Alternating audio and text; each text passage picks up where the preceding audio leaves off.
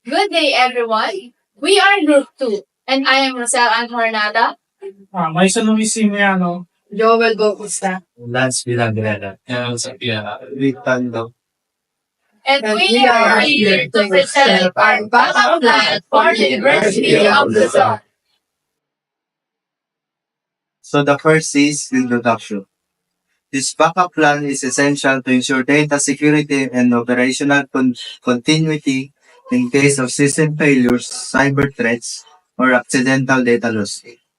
Since University of Luzon uses a MySQL server database for its school automated system, regular backups help prevent data loss and ensure quick recovery. The backup plan should include automated daily backups, secure offsite storage, and periodic testing of backup integrity.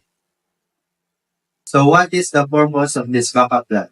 The purpose of this backup plan is to protect and preserve the school's essential data by ensuring that all important files, records, and systems are backed up and easily recoverable in case of unexpected incidents.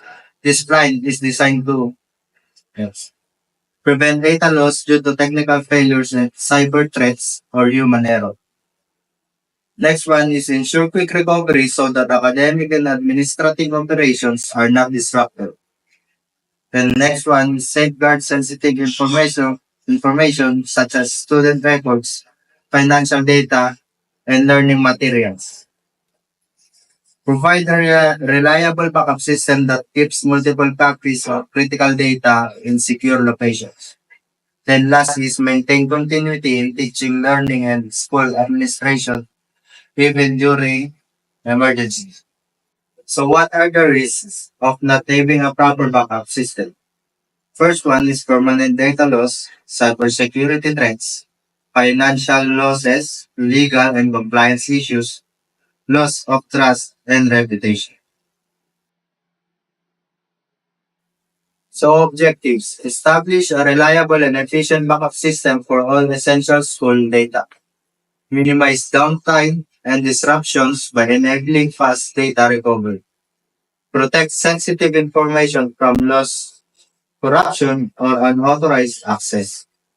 Implement multiple backup layers to enhance data security and availability.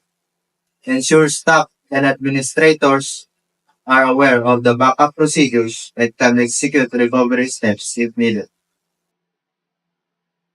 So what is the scope of the backup plan? So the university relies on multiple data storage systems including MySQL Server, MS Access, and Excel databases. To manage critical institutional information, this includes records, faculty, financial reports, research initiatives, course materials, and documentation records. To ensure data integrity and accessibility, recoverability, the backup plan protects against data loss, cyber threats, and disaster by securing the following key components. So, MySQL Server, it manages the academic records academic records, student and faculty information, and administrative transactions. While yung sa MS naman, is it used for department specific records and internal data managed. And then in Excel, it stores the financial reports, attendance, records, and then operational data. So, so yung prioritization natin is yung high priority data, meron tayong student records and research projects, academic progress, tuition payments, budgets, and grants and payrolls. Then, yung sa medium priority data naman, ito yung mga faculty staff records, performance records, and then reports. Low priority data, ito yung mga course material natin, assignments, exams, and then resources for the library. Ito yung sa backup study namin sa backup plan. So, para ma-ensure namin ang efficiency and reliability, the university will implement a 3-to-1 backup strategy. It's a widely recognized best practice for data production. This approach ensures that the data redundancy and minimize the risk of data loss due to the system failures and then cyber threats or disasters. administrative documents, faculty data, financial records, and then student information are consistently backed up using incremental backups along with weekly full backups. Research data and course materials are regularly backed up to ensure that the academic resources remain accessible at all times. Real-time backups of email and digital signage materials ensure a continuous flow of information and communication. Ito yung mga schedule for implementing our backup plan. So, yung sa full backup, weekly siyang i-back up mismo. Then pag sa incremental naman, ito yung daily. Pag differential, every 3 days yung pag-back up ng mga data or informations. Then medium priority data naman, full backup, weekly siya. And then, pag incremental backup is also weekly. Then priority data is full backup every month. So the next one is backup storage location. So meron tayong on-premises storage and then off-site backup storage. So under ng on-premises storage, meron tayong primary backup server that it stores frequent backups for quick recovery. So ginagamit yun para sa mabilis na recovery ng mga backup. Next one naman is network attached storage or NAS. Centralized storage for backup files. And the last one is external hard drives. So it secures manual backups for critical data. So next naman is yung sa offsite backup storage natin. Meron tayong dalawa, which is secondary data center. So ito is located outside the main campus for disaster recovery. And then the other one is partner institution backup. So, this secure storage agreements with other institutions. So, kung kanina, yung secondary data center is yung database or backup natin na located outside the campus, yung sa partner institution backup naman is backup siya na with agreement with other institutions. So, next naman is yung cloud-based storage. So, under cloud-based storage, meron tayong Google Drive or OneDrive. It secures cloud storage for easy access. Next one is Amazon S3 or Azure Blob. So, this is automated backups for scalability. And next one is encrypted backup vaults. So, this protects critical administrative and financial data. So, next naman is disaster recovery plan. Remote data center. So, full system backups for major failures. And then, cold storage archives. So, long-term storage of past academic data. And lastly, backup verification. So, regular testing to ensure reliability and data integrity. So, next naman is yung backup implementation. So, the university employs a structured approach to backup implementation to ensure data reliability and security. So, meron tayong 4. So, una is automated backup system. So, under automated backup system, meron tayong 5 kailangan gawin. So, number 1 is a centralized backup management system schedules and monitors backup. So, dapat meron ganun yung backup implementation natin. Next naman is yung SQL Server Agent is configured for automated database backups. So, pangatlo, cloud synchronization tools ensure offsite replication. So, hindi lang dapat physical backups ang meron tayo, dapat meron ding cloud. So, next naman is file-level backups. Resync for Linux-based systems and Windows Task Scheduler for automated backups. And lastly, point-in-time recovery or PITR enabled for databases supporting transaction logging. So, ito yung mga kailangan sa automated backup system. Next naman, is yung backup verification. So, under ng backup verification, meron tayong dapat integrity checks using checksum validation for all backups. Next one is automated reports generated after each backup process to confirm success or identity failures. Also, logs are maintained for every backup operation. And lastly, automated alerts for backup failures ensure timely intervention. So next naman is yung data retention policy. So dito sa data retention policy, dito nakalagay kung yung mga schedule ng backup mismo, kung kailan siya i-backup. So the first one is yung daily backups natin. So daily backups retained for 30 days. So sa weekly backups naman, dapat retained siya for 6 months. And sa monthly archival backups, dapat retained siya for 5 years. So dapat may mga duration yung mga backup lagi. Next naman is, and yung last part ng backup implementation natin is yung redundancy and failover. So, a secondary server is maintained to take over in case of a primary server failure. So, dapat hindi lang iisa yung server natin. Meron pa tayong backup na server para in case man na bumigay yung unang server natin, meron tayong backup server. So, hindi mag-i-stop yung mga processes ng isang university or yung school natin mismo. So, next one is off-site backups ensure disaster recovery in case of physical damage to on-premise systems. So, ayun nga nung sinabi ko kanina, dapat may backup din tayo outside the school para if ever man na magkaroon ng baha or disaster sa school natin, yung kahit matamaan yung server natin, may copy pa rin tayo na meron sa outside sa school. Next, security measures. Meron pa tayo ditong 5 topic: encryption, protection, access control, data integrity and security, monitoring and detection and data recovery process. So first, what encryption method will be used to protect backup data?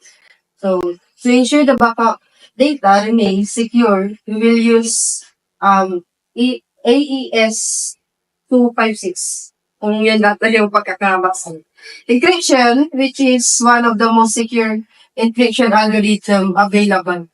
So, parang siya po yung gagamitin nating encryption kasi siya daw yung pinaka, secure na encryption sa algorithm.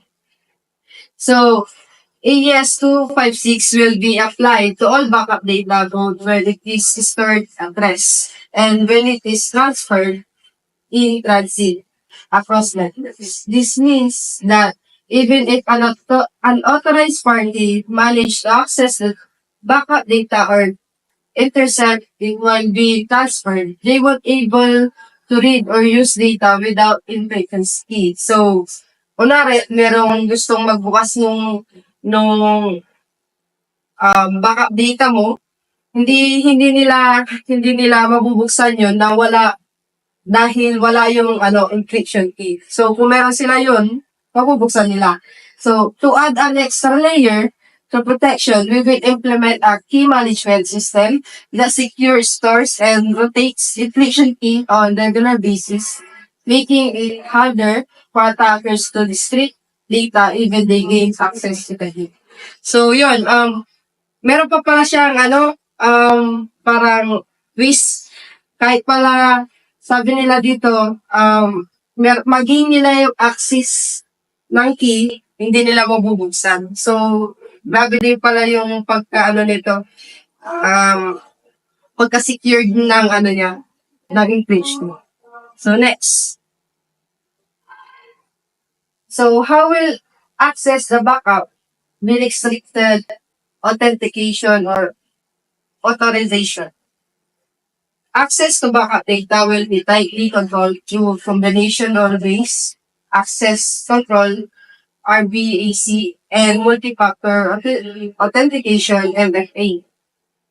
With RBAC, only authorized user with specific roles. So, may mga specific role yung gumagamit ito.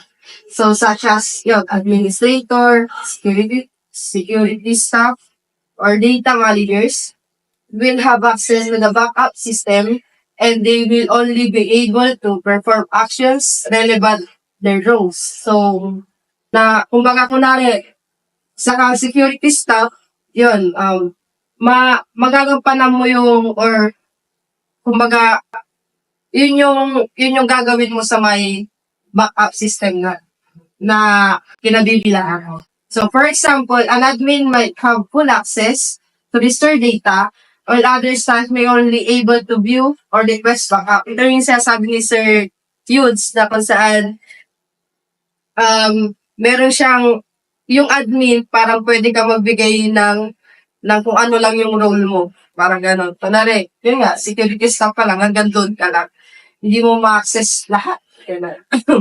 So, additionally, we will enforce multi-factor authentication where user must provide 2 or more verification methods like password and a one-time code sent to the phone to ensure that only legitimate user can access the backup data.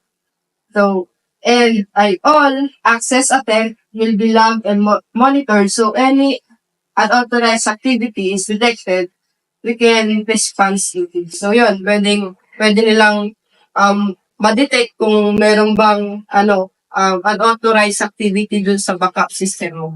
Pwede nilang ma-detect yun at makapag-response sila agad. So, next, what measure will be taken to prevent data corruption or unauthorized access? So, to prevent data corruption during the backup process, we will perform regular data integrity checks check on the backup files. This check use unique hash values to verify that data hasn't been altered or corrupted since the backup was created. So parang siya, pwede mong ma-check yung isang mabe-verify mo yung isang data kung corrupted na ba siya simula nung ginawa yung data na yon. So, we will also ensure that backup copies are stored in multiple locations. So, pwede nila daw i-restore yung mga backup copies and including both local service on-site and cloud storage of sites. This redundancy means that even if one backup location is compromised or fail, we will still have secure backup elsewhere to restore from. To further protection the backup system from unauthorized access, we will implement firewalls and VPNs to restrict network access and will only allow trusted users and device to connect. So, parang, din siya, secured siya kasi, siya, sa backup system mo, yung mga unauthorized na-implement nung firewall. So, parang ang nakakagamit lang dapat ito is yung mga trusted users and yung mga device na nakakonect. So, additionally, strict access control policies will limit who can modify or delete backup data, ensuring only an authorized person and interact with the backup files. So, maganda dito kasi kahit daw nabura na yung isang backup copies mo, kaya nabura na yung isang data mo, kaya pa rin nilang kaya pa rin nilang i-secure yung backup na kung saan parang ma-restore nila. Ganun. So, syempre, ito din is yung additionally strict access control policies will limit only who can modify and delete backup data. So, parang yun lang, yung kanina na kung ano yung role mo, pwede nilang gawin na delete ka lang ng backup, gano'n. Or, yung mamomodify mo yung data mo. So, next. So, how will backup data be monitored or secured threats? So, kung paano nga ba namomonitor yung secure threats. For secure threats, we will implement real-time monitoring system to detect any unusual or suspicious activity in the backup environment. This system will track various events like failed backup attempts or unauthorized access or any unusual data transfer. If any suspicious activity is detected, the system will immediately alert administration so they can investigate the issue right away. So, dito, kapag kunwari, may gustong pumasok dun sa sa security mo or may gustong may suspicious na activity, kaya nilang i-detect and mag-a-alert yun sa administration at iimbestigahan agad nila. Parang napaka-secure talaga dito. Additionally, on action performed on a backup system will be logged, creating an audit trail that can be reviewed in case of any security incident. Proactive monitoring will help ensure any potential threats and identify early before they cause harm and backup leak. So, nung sinesearch ko to, parang para siyang napaka-secure niya kasi kapag merong man lang yung na-detect sila kahit maliit lang or yung parang nag-alert lang yung nila, bigla nilang yung iimbestigahan kung anong nangyayari dun sa system. So parang talaga kapag ikaw magbubukas ka, hindi ka authorized do, malalaman nila. So next. And last, what is process for recovering backup data in case of security breach? In case of security breach or data loss, we will follow a well-defined data recovery process. This process involves storing backup data from the most recent secured backup copy and to ensure that the recovery process works effectively during a real disaster or fresh scenario, we will conduct quarterly recovery drills. These drills simulate real-world recovery situation to verify that the backup data can be restored quickly as accurately. The recovery process includes checking and integrity of the backup before storing it, ensuring that the data is not corrupted and compromised. After recovery, we'll also perform security review to identify and fix any vulnerabilities that may had led to breach or preventing future incidents. Backup testing and monitoring. The data backup of University of Luzon will maintain regular backups of essential data, including student records, faculty data, financial records, research documents, and other institutional data. The University of Luzon are often monitored continuously or in real time to ensure backups are completed successfully and alert to any failures. And ang next natin is disaster recovery plan. The University of Luzon has a comprehensive IT disaster recovery plan to address data corruption, cyber attacks, hardware failures, or natural disasters. So, ito po yung key steps natin, which is incident assessment. IT personnel evaluate damage and identify recovery solutions. Activation of protocols, secondary backups on-site or off-site, or cloud-based are activated if primary system fails. Data restoration, the latest data backup is restored, verified, and deployed. System testing, IT staff tests restored systems for accuracy and functionality. Communications, stakeholders are informed about the recovery process and potential downtime. Service resumption, normal operations resume after testing with ongoing monitoring. Ongoing maintenance and improvement. Conduct routine disasters recovery drills, maintain detailed documentation and review recovery actions, provide ongoing training for IT staff, collaborate with external experts for specialized support, and analyze recovery efforts and implement improvements to prevent future issues.